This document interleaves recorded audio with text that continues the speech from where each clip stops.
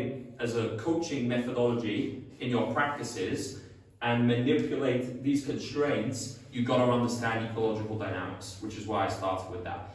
So, a key part of the CLA is obviously understanding what a constraint is. And think about constraint, it's not just saying to a player, you must do this. It's an informative boundary. So it could, these are the examples of constraints. So it's not just something in a small-sided game like today, where I was saying, right, this is the game, you've got to use a black coverage, a show, play off that. That's an example of using constraints, but this CLA is far bigger than just that and just me manipulating constraints in practice. So we've got individual, these are examples of individual constraint. We've got the task. Now these are the ones which we're focusing on the most, and the reason why is because obviously this is what you guys as coaches probably have the most influence on, and these are the ones which you can manipulate and use and change probably the most easily in your practices. Obviously you can still do it with an individual environment, but it's far easier to manipulate these. But we've got to understand the impact these have, because think about individual. If we understand that individual constraints lead to different skills, then what that means is we're going to maybe change one-on-one pairs every 30 seconds. Maybe we change the teams frequently, because we know that different skills will emerge by playing with different people. Environment constraints, some of the things we hinted at with forms of life, etc., would also fit in to this. So the whole idea is that the CLA accounts for skills. So we looked at skills as emergent. So let's work backwards. So skills emerge as a result of perception-action coupling. This is why we have to know ecological dynamics. And perception-action coupling occurs in the skills that we see emerge as a result of these constraints continuously interacting the whole time. So that is why the movements we see are always different in a game. Repetition around repetition in a game, because the constraints are always different. There's never going to be a movement which is repeated the same way, because the constraints, the score, fatigue are always changing the whole time. So the idea is this becomes the framework for how you coach. And this is probably the most important slide of the theory, because then the idea is that the CLA becomes the bona fide coaching methodology for what you guys are doing. And obviously small-sided games are a key part of using the CLA well. Effective small-sided games. Any questions on this CLA and anything you're seeing right here?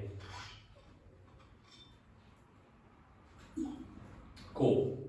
So just have a look at this video example and think about, I want to think about constraints. So look at the movements that are emerging, but think about how constraints are affecting the movements. It could be the size of defenders compared to the size of offense. It could be task constraints like the spacing. So every skill that we are seeing here is a result of the confluence of these constraints. The whole everything we see in basketball. And this, guys, key thing is even, this is where it's complex, even dominant coaches who use the dominant approach, the CLA is still accounting for how their players move. If you think about this, because this is a model, it's not just a coaching model, it actually allows us to understand why players do the things they do in practices and games.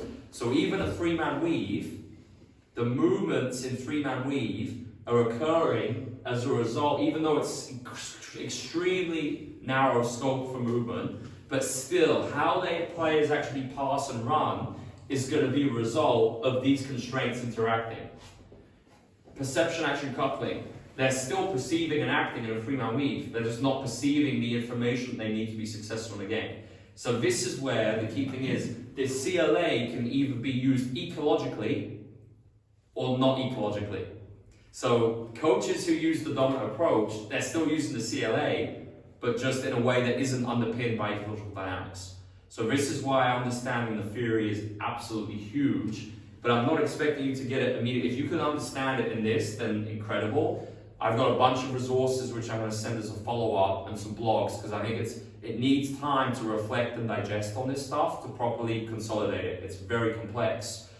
But I will send all of those resources so you guys can check it out. So this is a model to view human movement in sport, in basketball, as well as an actual way that we can coach. Because obviously if we start manipulating these in a purposeful manner, then that's when we really start affecting the skills that are emerging. So, here's just one example. This was my Camp 11 last week. So this is a one-on-one advantage. Hand on the back, as soon as they lift the hand up, they go. So this is a great example of the CLA because different individual constraints, height, wingspan, will affect different moves. The space that they have to play in is a little bit chaotic. Great. We said we had loads of numbers. We had 2 baskets. So we said, go whenever you see a free space. I didn't tell them when to go. Right? This is a little bit like driving. Look at this, a tall girl playing against a smaller girl. And we told them to constantly change pairs. Right? The task constraints were, we said you've got a 4-second clock and you only got to finish in a smile. So what I was doing there was manipulating these. So the individual constraints, changing the matchups. Now obviously if you do anything, stimulated pressure by playing to scores. So that's going to create pressure on some players. And then of course things like how the players are sleeping, nutrition, that's an example of individual constraints, right? In terms of how manipulating individual constraints. Task constraints. Everything we looked at, the space you have to play in, the time, if there's a shot clock or not, the scoring system you're using, the type of defense, how you start a small-sided game. Those are your task constraints. Environmental, I think this would be more thinking about the culture that you have in your team. Is it an environment where players feel safe, psychological safety, they have fun, they can make mistakes? Or maybe it's an environment where they feel like they can't make mistakes and they're going to be less likely to try some creative movements. Things like if you're playing music within the practice would also be an example of environmental constraints. Now let's have a look at some more examples. So really simple. Obviously with beginners, just do this with a bigger space and closer to the rim instead of shooting threes. So rather than just doing spot shooting, one-on-one catch and shoot contested. Super simple. The task constraints are literally just pass and then play defense, but it's only shooting that we're doing. But still, the movement solution within the shot is going to be different because the pass is coming from a different location, the defense is arriving from a different spot. Look, you got a shot blocked. Great. That tells him he needs a quicker release. So instead of me correcting that 1-0, the constraints do the talking for us. Now we go off the dribble, contested shooting. It's the exact same thing. The defender starts closing out after the offense takes the first dribble. I love doing this with beginners. I would shoot them, have them shoot from like the block, or the closest location where they would shoot a somewhat normalized jump shot, not doing form shooting.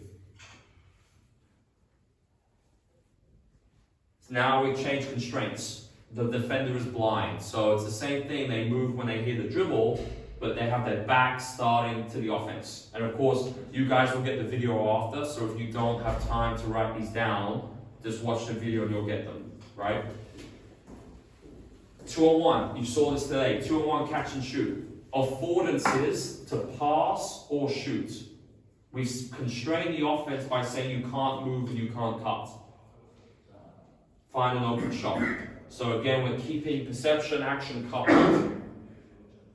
Now we've made the constraint where the offense, we said the offense has to dribble, and now they're going to find space, find a window off the ball to shoot.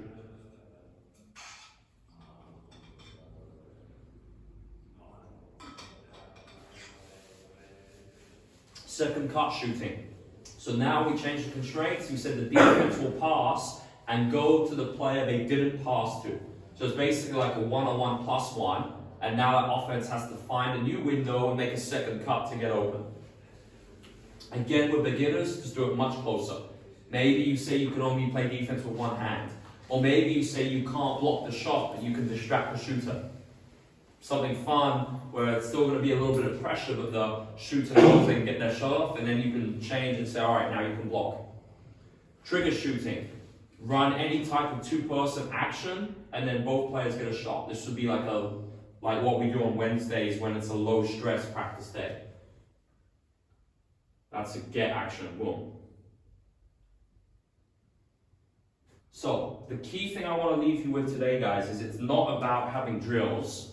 Instead, it's about having activities and knowing how to change constraints. So you can have something like this, but have like 5 different constraints which you can use, task constraints which you can change this activity and turn it into something else. So what I'm going to do, I'll give you guys 2 minutes. I'm going to keep this playing. I want you to think about how you can manipulate the task constraints within this to either change the task completely or keep it to this but have some different rules, etc.